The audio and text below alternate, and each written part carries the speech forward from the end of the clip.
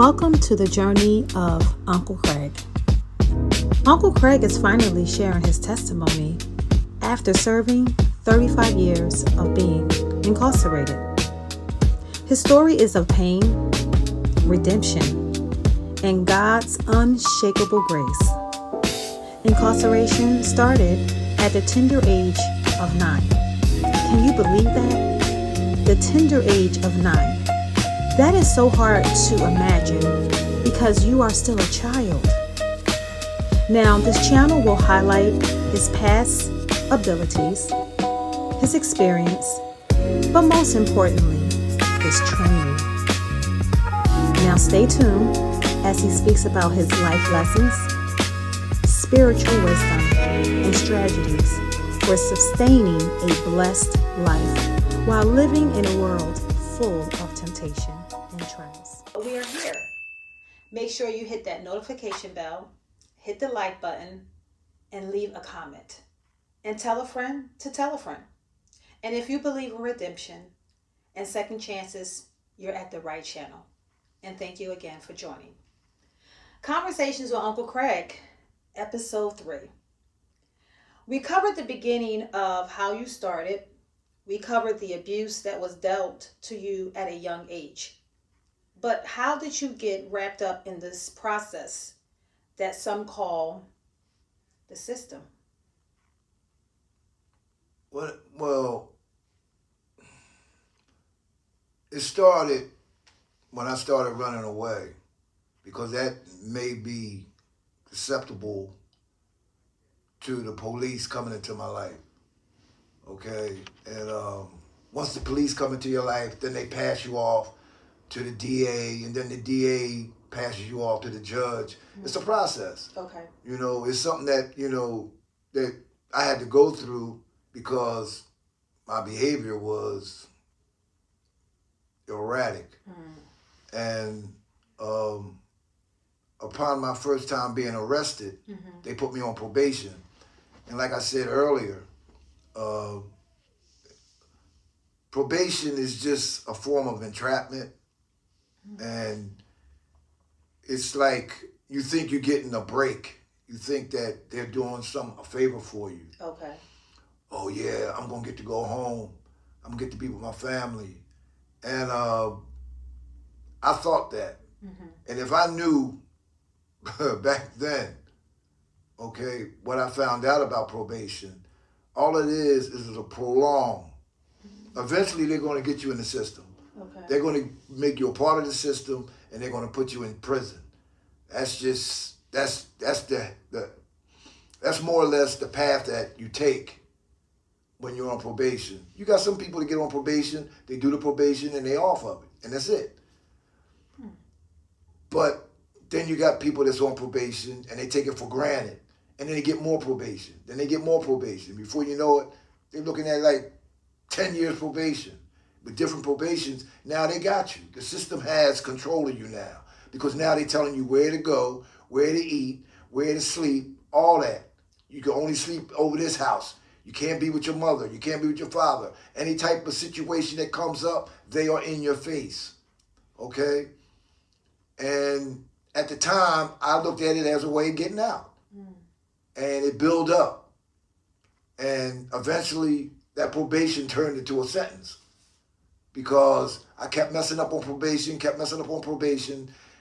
the judge gave me a penitentiary bit. So how long was you on probation from the very beginning? What was that time that was given? Well, the first time I ever got probation was 2 years. Okay. I got 2 or 3 years probation for that arson. And I did it. I was going to school. I was doing the right thing. I always did good in school. Okay. But what happened was the abuse. We go right back to the abuse. The abuse is what changed my whole attitude, my whole behavior pattern, okay, on how I viewed everything, okay? And then once I got into the system, and once it gets a grip on you, mm-hmm. I was 9 years old when I got my first probation. When I came off parole, I was 49 years old. That's how long the system, I was a part of that system. From the age of 9 until the age of 49. Wow. And that's why, you know, I look at the system now, it hasn't changed. I can see if it got better, but it hasn't gotten better. It's about warehousing people. That's what it's about. When you look at it, they know that it's like they have a crystal ball. But it's not a crystal ball. It's just that they know human behavior. And they know what human behavior is going to do. And they know that, I don't know the percentages, but they know that 9 out of 10 is going to come back. 8 out of 10 is going to mess up. 7 out of 10 is going to mess up. Whatever that number is, it's greater for the person that's going to mess up. Like me. Right. I was a prime example. I got probation. I did the probation. I came off the probation.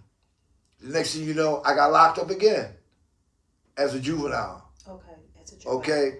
And now, this is a story I want to tell you, because I'm going to tell you, this is why I say I believe I was born bad.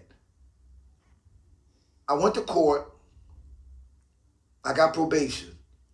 My mom had to go to work, so she went to work. And they said, Craig, go upstairs and you got to see your new probation officer and all that and everything. So while I'm up there, the woman, the secretary, she steps off to go to the bathroom. And there's 2 other guys sitting there with me that has to see the probation officer. You know what I did? I went around her desk and went in her pocketbook and stored her pack of cigarettes, her cigarette lighter, and her wallet. And I put them in my back pocket. And then I came back and sat down next to the 2 guys. And they witnessed you doing this and didn't say nothing. They didn't say nothing. So the woman came back in and she seen that it was a disarray of her stuff behind the desk, a pocketbook and all that. She came right to me and she looked behind me and she took the stuff out of my pocket and she said, I'm not going to say nothing about this. I couldn't believe it. I just knew I was going to go back to jail. But this is what I'm saying. Even though I was in the grips of the system, I still did something wrong. And this what made me think that I was born bad. Okay? And then we got parole. Parole is the same thing, but it's harder.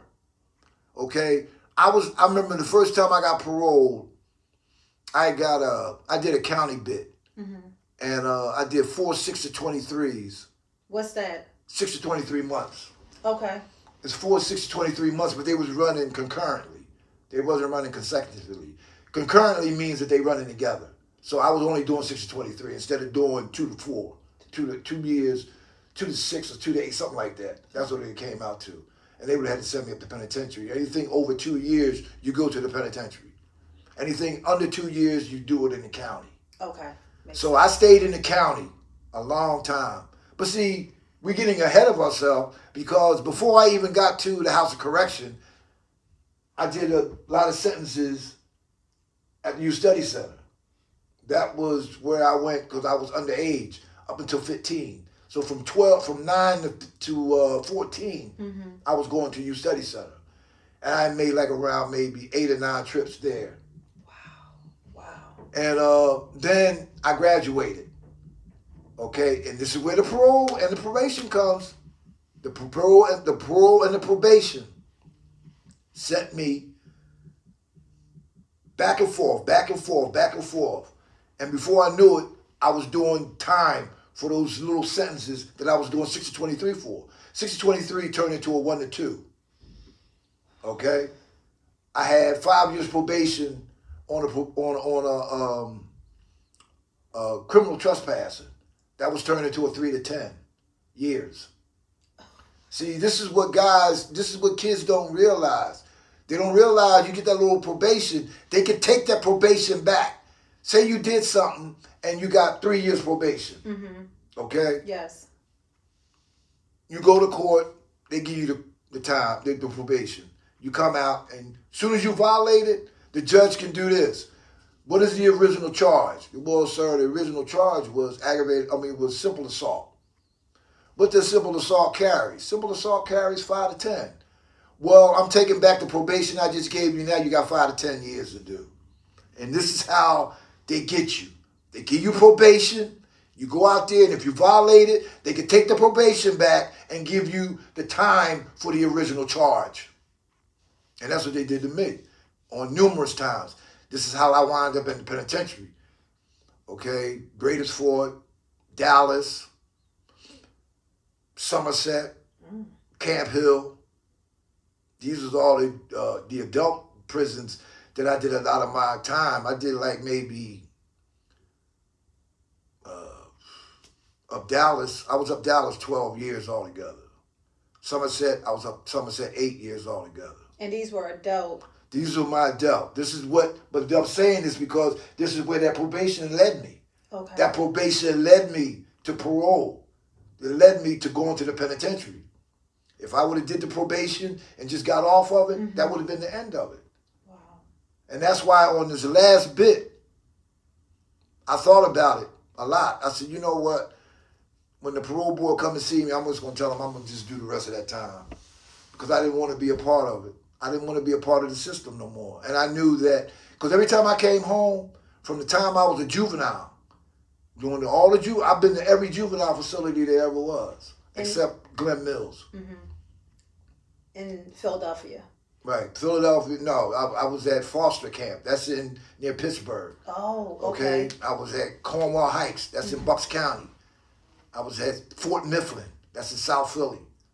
I was at Day Treatment Center. That was in South Philly.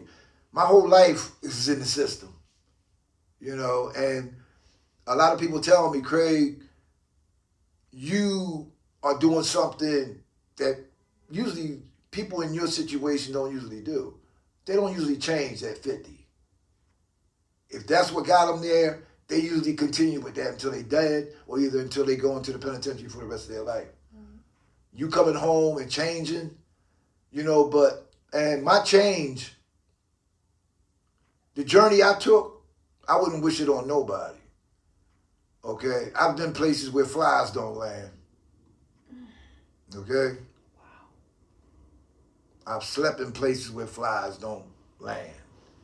So I know about homelessness. I know this is what this system, this comes with the system. Right.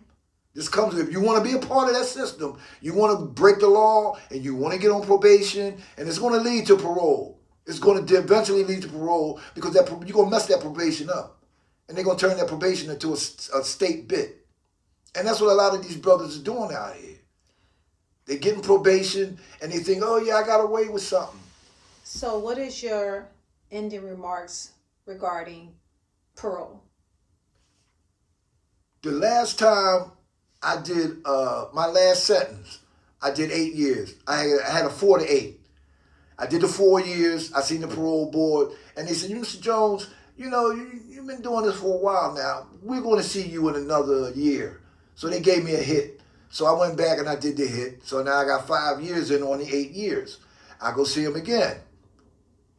They tell me the same thing. We'll see you in 6 months. So now they're playing with me. See, I played with them. It was worth my while. All those times I lied to them and said I was going to go out and do the right thing. But I didn't. I couldn't wait to go out there to get high and to steal and to rob and to sell drugs. I couldn't wait to do that.